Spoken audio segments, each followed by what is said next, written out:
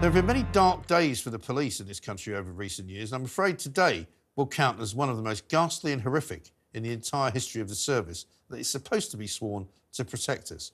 A report published today laid bare the depravity and the sheer brutality that lay at the heart of Wayne Couzens' personality, a personality that was clearly unfit to be a serving police officer, and a personality that hid a literal powder keg of sexual criminality and sadism.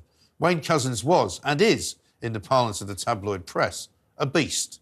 He was sentenced last year to a full life term for the kidnapping, rape, torture and murder of Sarah Everard, an innocent woman who was coaxed into his car, convinced that he was going to take her home as she walks across London's Clapham Common one dark night in 2021. Today we learned why Couzens should never have been anywhere near a police warrant card, which he used to persuade her to accompany him.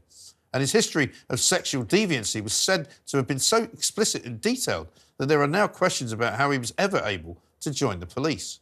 Despite his history of sexual offending dating back nearly 20 years before he murdered Sarah, he joined the Kent Police in 2006. He was reported to superior officers 8 different times for indecent exposure, but continued working as a result of inadequate and lethargic investigations.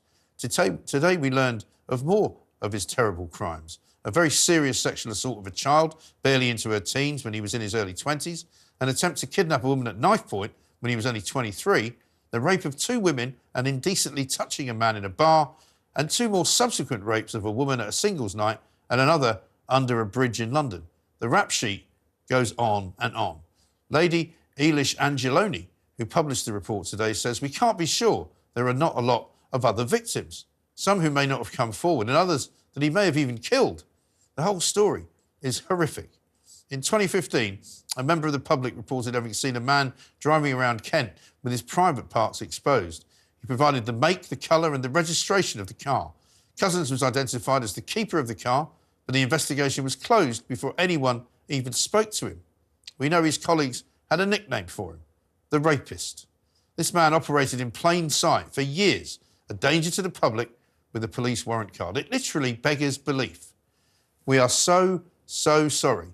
Those are the words of the police today. They'd have been better off saying nothing.